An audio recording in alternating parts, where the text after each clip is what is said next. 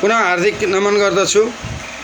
यो net internet आफ्नो बसमा नभएका कारणले गर्दा तुरुन्तै नेट गयो। फेरि यहाँहरूका सान्निध्यमा म 237औं लघुकथा पाठ्यश्रव्य दृश्य प्रतिष्ठानलाई सञ्चालन गर्नका निमित्त नियमित वाचन गर्नका निमित्त म उपस्थित भइसकेको छु र यहाँहरू सम्पूर्णलाई हार्दिक नमन पनि गर्दछु उपस्थितिका लागि, पुनः जोडिनका लागि। र पहिलो लघुकथा रहेको छ आज वाचन हुने कणाद महर्षिको कथा बाँकी छ भनेर भन्ने र यो सूत्रात्मक कथा रहेको छ। कथा यस प्रकार सुरु हुन्छ। कुनै समय भन्दै थिएँ ऊ आउँदैछ। उसले भन्यो डडडडर ऊ आउँदैन। सोधेँ डडडडर किन र? प्रश्नवाचक चिन्ह। भन्यो डडडडर कारण छैन। मैले जोड दिएर भने ऊ आउँछ अवश्य। उसले सोध्यो कसरी? भने कारण छैन तर समय। कथा समाप्त भएको छ। नेपाली लघुकथामा 30 को दशकलाई स्वर्णकाल मानिनु पर्दछ र यसै समयमा देखिएका लघुकथाकार हुन् कणाद महर्षि।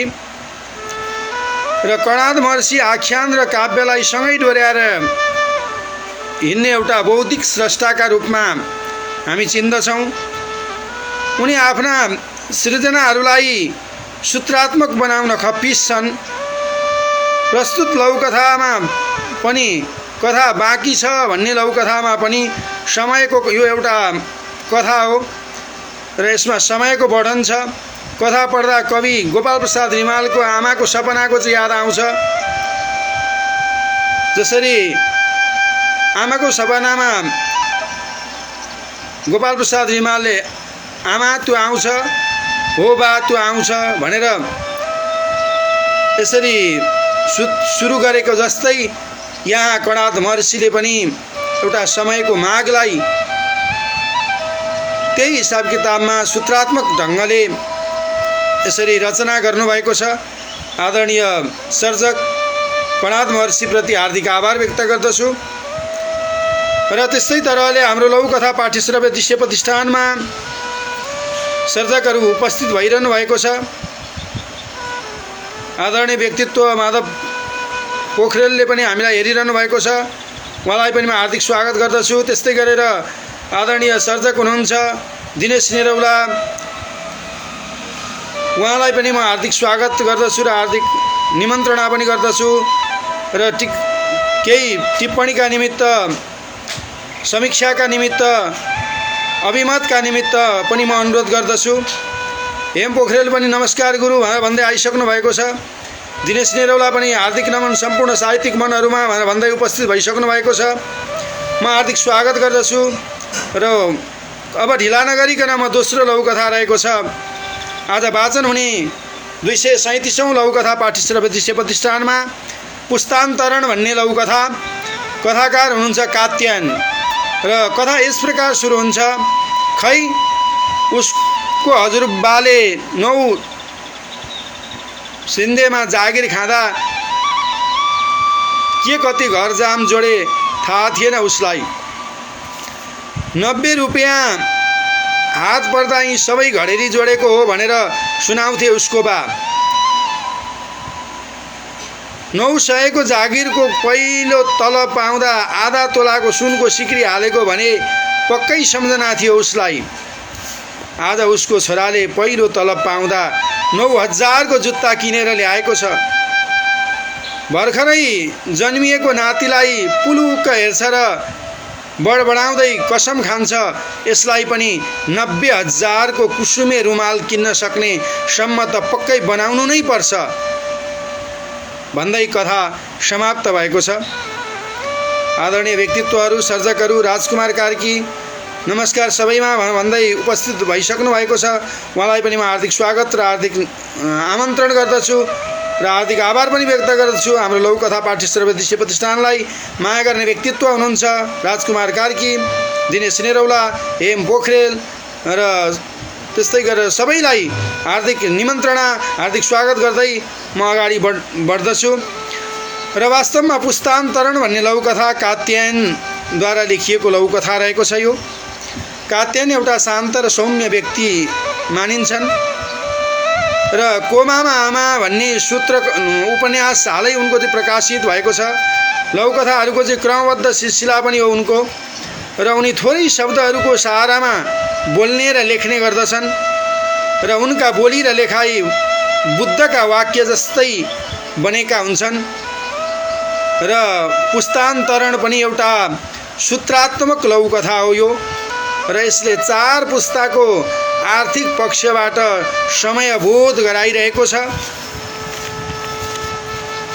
र आदरणीय सर्जकप्रति हार्दिक आभार व्यक्त गर्दछु। ढिला नगरिकन अब म आज 237औं लघुकथा पाठ्यश्रव्य दृश्य प्रतिष्ठानमा वाचन हुने तेस्रो लघुकथालाई अगाडि बढाउन गइरहेको छु।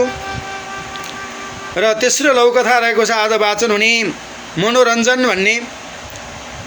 आदरणीय सर्जक, आदरणीय स्रष्टा प्रेमपुन मगरको चाहिँ लघुकथा रहेको छ मनोरञ्जन भन्ने। कथा यस प्रकार सुरु हुन्छ। रात्रि बसमा बुर्तिवाङ घर गइरहेको थिएँ। राति बस खराब भयो। बिहान 6-7 बजे गन्तव्यमा पुग्नुपर्ने बसलाई दिनको 2 बजे पुग्नुपर्ने भयो। हाँडी खोलासम्म भन्दै गलकोटबाट 3 जना सुन्दरी महिलाहरू चढिन्। बस स्टाफ र ड्राइभरले क्याबिनतिर बसाले।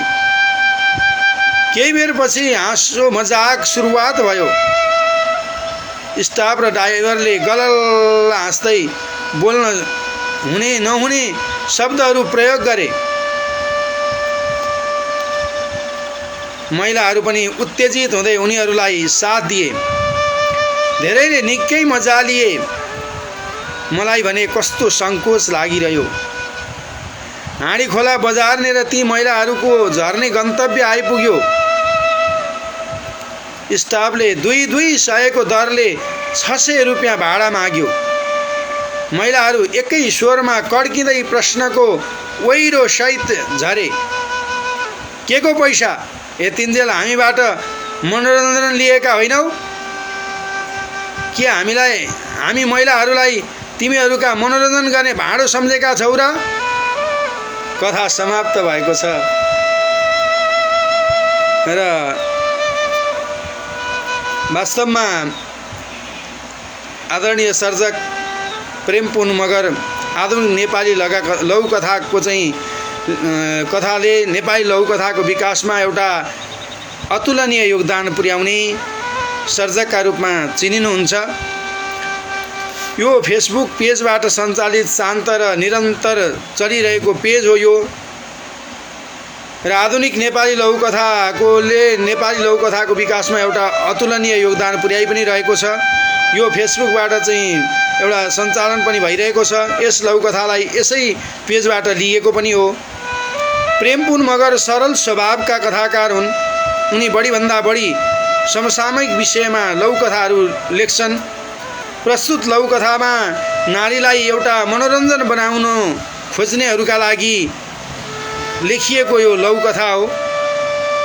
हुन त लिने र दिने दुवैका बीचमा साटासाट हुन्छ, तैपनि बढीभन्दा बढी चाहिँ मनोरञ्जनका साधनका रूपमा चाहिँ नारीहरूलाई चाहिँ प्रयोग गरिरहेका हुन्छन् पुरुषहरूले भन्ने कुराको चाहिँ यहाँ बयान छ। कथामा पूर्ण रूपले एउटा कौतूहलमय रहेको पाइन्छ। आदरणीय सर्जक प्रेमपुन मगरप्रति हार्दिक आभार व्यक्त गर्दछु। र त्यस्तै तरहले हाम्रो लघुकथा पाठ्यश्रव्य दृश्य प्रतिष्ठानलाई माया गर्नुहुने आदरणीय व्यक्तित्वहरू राजकुमार कार्की नमस्कार सबैमा भन्दै उपस्थित भइसक्नु भएको छ। त्यस्तै अनुग्रह राणा मगर पनि नमस्कार सम्पूर्णमा भनेर भन्दै हुनुहुन्छ। र इन्सी सप्तरी हार्दिक नमन भनेर भन्दै उपस्थित भइसक्नु भएको छ हाम्रो लघुकथा पाठ्यश्रव्य दृश्य प्रतिष्ठानलाई मा। र हार्दिक आभार व्यक्त गर्दछु र हार्दिक स्वागत पनि गर्दछु। र अब ढिला नगरिकन आज वाचन हुने चौथो लघुकथा रहेको छ आदरणीय सर्जक वसन्त अनुभवको ऐनलाई गणतन्त्र भन्ने। र कथा यस प्रकार सुरु हुन्छ। ए पख पख, तँ यो थोत्रो साइकल डोर्याएर कहाँ जाँदैछस्? महामहिम राष्ट्रपतिज्यूको सवारी हुँदैछ भन्ने तँलाई थाहा छैन? बाटोमा तैनात सुरक्षाकर्मीले उमाथि आदर भाव देखायो। किन, के भयो र हजुर? उसले आश्चर्यमा प्रकट गर्यो। पुरो बुझेर पनि बुझ पचाएको हेर न, आज गणतन्त्र दिवस, यही बाटो भएर महामहिम राष्ट्रपतिज्यूको कार्यक्रममा सवारी हुँदैछ। त छिटो यहाँबाट गइहाल भनेको सुनेनस्? सुरक्षाकर्मीले उत्तर्फ बन्दुक तेर्स्यायो। जाने भए गइहाल, नभए तँलाई भनेर चाहिँ बन्दुक तेर्स्यायो अनि मधुर वचनका साथ हल्का शक्ति प्रदर्शन गर्यो। परिणामस्वरूप साइकल नालीको पल्लो छेउ पुगेर 2 टुक्रा भयो। चटपटे सामग्री नालीमा पौडी खेल्न थाले। सुरक्षाकर्मीको उक्त शालीन व्यवहार देखेर उसको 8 वर्षीय बालक पर डरले थरर काँपिरहेको थियो। त्यसको लगत्तै हात हतियारले सुसज्जित सुरक्षाकर्मीहरूको गाडी अगाडि पछाडि लावा लस्कर लगाएर राष्ट्रपतिज्यूको चाहिँ गाडीमा सवारी भयो। रुखको आडमा दब्किएर उसले उक्त गाडी आफ्नो भाँचिएको साइकल र नालीभरि छरिएको सामग्री अश्रुसिक्त आँखाले पालै पालो हेरिरह्यो। बाबा, त्यो कालो गाडीमा चढेको को हो? अनि गणतन्त्र भनेको के हो? एकाएक छोराको जिज्ञासाले ऊ झस्याङ्ग भएर झस्कियो। बेटु, उहाँ त ठुलो मान्छे, यो देशको नवमहाराज हुनुहुन्छ, अनि तिमीले देखिहाल्यौ नि, गण भनेको बन्दुक र तन्त्र भनेको शासन।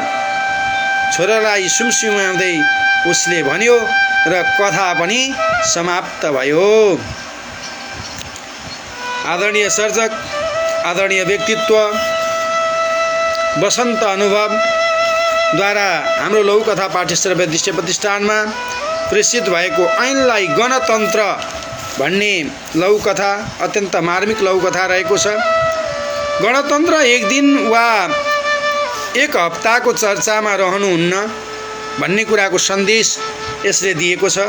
तर पछिल्लो समय जो आफू वा आफ्नो पार्टीलाई गणतन्त्रको महिषा सम्झन्छ, उही नै गणतन्त्रलाई एक दिने सम्झनामा राख्न खोजिरहेको छ। यही कारण गणतन्त्रमा चाहिँ यसरी रूपान्तरण भइरहेको भान हुन्छ भन्ने कुराको भाव यहाँ पाइन्छ।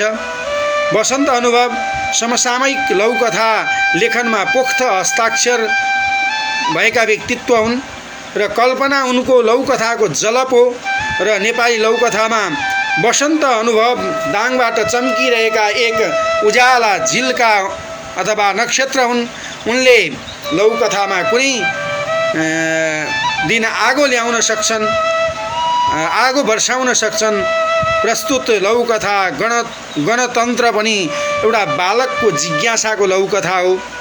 कथामा विविध परिवेश र परिस्थितिले चर्चा गर्दै गणतन्त्रलाई गणतन्त्रमा टुङ्ग्याएको यहाँ छ र वास्तवमा गणतन्त्रलाई गणतन्त्रमा टुङ्ग्याउनु हुँदैन भन्ने जुन भाव हो, त्यो भाव यस लघुकथामा पाइन्छ। आदरणीय सर्जकप्रति, वसन्त अनुभवप्रति हार्दिक आभार व्यक्त गर्दछु र हाम्रो लघुकथा पाठ्यश्रव्य दृश्य प्रतिष्ठानलाई माया गर्नुहुने हाम्रो लघुकथा पाठ्यश्रव्य दृश्य प्रतिष्ठानका व्यवस्थापक सर्जक आदरणीय व्यक्तित्व मनोहर पोखरेल पनि उपस्थित भइसक्नु भएको छ र उहाँलाई पनि म हार्दिक स्वागत गर्दछु र यहाँ अभिमत जाहेर गर्दै हुनुहुन्छ। मिठो वाचन, सुन्दर टिप्पणी भनेर भन्दै हुनुहुन्छ। यसका लागि हार्दिक आभार व्यक्त गर्दछु र हार्दिक स्वागत पनि गर्दछु अभिमतका निमित्त, टिप्पणीका निमित्त। त्यस्तै गरेर अरुण नादी खत्री पनि उपस्थित भइसक्नु भएको छ। नमस्कार भन्दै उहाँलाई पनि म हार्दिक स्वागत गर्दछु र उहाँप्रति हार्दिक आभार पनि व्यक्त गर्दछु। हाम्रो लघुकथा पाठ्यश्रव्य दृश्य प्रतिष्ठानको नियमित लघुकथालाई वाचन गर्नु नै हुनेछ र वाचन भएका लघुकथाहरू श्रवण गरेर आफ्ना अभिमतहरू जाहेर गर्नु नै हुनेछ भनेर म यसरी अन्तिमसम्म बसेर हामीलाई साथ र सहयोग प्रदान गर्नु नै हुनेछ भनेर म यसरी भन्दै आज 237औं हाम्रो लघुकथा पाठ्यश्रव्य दृश्य प्रतिष्ठानमा वाचन हुने अन्तिम लघुकथा रहेको छ नाच भन्ने आदरणीय सर्जक लक्ष्मीप्रसाद पौडेलद्वारा प्रेषित भएको लघुकथा रहेको छ र नाच भन्ने लघुकथा यस प्रकार सुरु हुन्छ। विनय र भावना उनीहरूको भेट भएको 1 महिना जति भएको थियो। चिया चमेना पार्क बगैँचा सिनेमा घरमा राम्रै भेटघाट हुन्थ्यो, तर हिजो विनय एक्लै थियो रोदी घरमा। अचानक भावना देखा परी त्यहाँ नर्तकीको भूमिकामा। विनय हेरेको हेरै भयो। केही समय बिताएर बाहिर निस्कियो। आज उनीहरू एउटा खुल्ला चौरमा छन्। विनयले कुराकानी सुरु गर्यो। उसलाई हिजोको दृश्यले सताइरहेको थियो। हाम्रो भेट भएको पनि निकै भयो। तिमी के गर्छौ, कहाँ बस्छौ? मैले केही सोधखोज गरिनँ। हिजो तिमीलाई अचानक त्यहाँ देख्नु पर्दा असहज महसुस भयो। तिमी यो नाचगान छोड्न सक्दिनौ? के तिमी सन्तुष्ट छौ त्यहाँ? विनयले विनम्र भावना आफ्ना कुरा राख्यो। तिमीले पनि त भनेका छैनौ तिमी के गर्छौ, कहाँ बस्छौ? भावनाले प्रति प्रश्न गरी। म एउटा निजी कम्पनीमा काम गर्छु। MBA गर्दै लोकसेवाको तयारी गर्दैछु। विनयले आफ्नो बारेमा सबै बतायो। ए, त्यसो भए तिमी पनि नाच्दैछौ? भावनाले कुरो टुङ्ग्याउन चाहिँ र कथा समाप्त भयो। र हामी यस संसारमा जति पनि रहेका छौँ, जो जहाँ जे काम गरिरहेका छौँ, हामी सबै नाचिरहेका छौँ भन्ने भाव यस लघुकथाले व्यक्त गर्न खोजेको छ। र लक्ष्मीप्रसाद पौडेल धनगढीको चाहिँ थाकथलोमा रहेर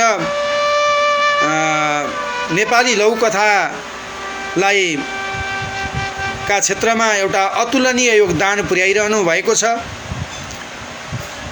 र लघुकथाकार यहाँ लक्ष्मीप्रसाद पौडेल कोमल हृदयबाट समाजको विसङ्गतिका कथाहरू लेख्नुहुन्छ र गरिबी र भोक कथाकारको चाहिँ लघुकथाको प्रमुख विषयहरू हुन्छ। र यस लघुकथामा पनि अथवा यस नाच लघुकथामा पनि प्रेमको घुम्टो उगारेर गरिबी र भोकको कथा नै बोलेको छ। कथा चट्ट र चिटिक्क बनेको छ र वास्तवमा यहाँ चाहे विनय होस् चाहे भावना होस्, सबै आफ्नो तरिकाले आफ्नो ठाउँमा नाचिरहेका हुन्छन्। हामीले आफ्ना कर्महरू गर्ने क्रममा पनि हामी पनि आफ्ना ठाउँमा नाचिरहेका छौँ, जसले जे गरेको भए पनि भन्ने कुराको भावलाई यहाँ कथाकारले देखाउन खोज्नु भएको छ। आदरणीय कथाकार लक्ष्मीप्रसाद पौडेलप्रति हार्दिक आभार व्यक्त गर्दछु र रोशन पराजुली मिठा लघुकथा भनेर भन्दै हुनुहुन्छ, टिप्पणी उतार्दै हुनुहुन्छ, अभिमत जाहेर गर्दै हुनुहुन्छ र यतिन्जेलसम्म बसेर हाम्रो लघुकथा पाठ्यश्रव्य दृश्य प्रतिष्ठानद्वारा वाचन भएका 237औं श्रृङ्खलामा वाचन भएका विभिन्न लघुकथाहरू श्रवण गरेर आफ्ना ठाउँबाट अभिमतहरू जाहेर गरेर हामीलाई र मलाई विशेष रूपमा साथ सहयोग प्रदान गर्नुभएकोमा यहाँहरू सम्पूर्णप्रति हार्दिक आभार व्यक्त गर्दै र रात्रिको 8:30 भइसकेको छ। सबैलाई शुभरात्रि भन्दै र हाम्रा लघुकथाहरू युट्युबमा पनि र फेसबुक माध्यमबाट पनि यहाँहरूले प्रत्यक्ष अप्रत्यक्ष रूपमा श्रवण गर्नु नै हुनेछ र श्रवण गरेर हाम्रा लौकथाहरू र हाम्रा वाचकहरूद्वारा यसरी चाहिँ वाचन भएका लौकथाहरू प्रति यहाँहरूले अभिमतहरू जाहेर गर्नु नै हुनेछ, माया गर्नु नै हुनेछ, प्रत्यक्ष अप्रत्यक्ष रूपमा पनि हामीलाई साथ सहयोग प्रदान गर्नु नै हुनेछ भनेर भन्दै यहाँहरूका सान्निध्यबाट म त्वयना सुवेदी 237औं लौकथा पाठ्यश्रव्य दृश्य प्रतिष्ठानको कार्यक्रमलाई शुभरात्रि भन्दै यहाँहरूका सान्निध्यबाट म ओझेलमा पर्दछु र हार्दिक नमन पनि गर्दछु र शुभरात्रि पनि टक्र्याउँदछु र यतिन्जेलसम्म बसिदिनु भएकामा हार्दिक धन्यवाद पनि व्यक्त गर्दछु।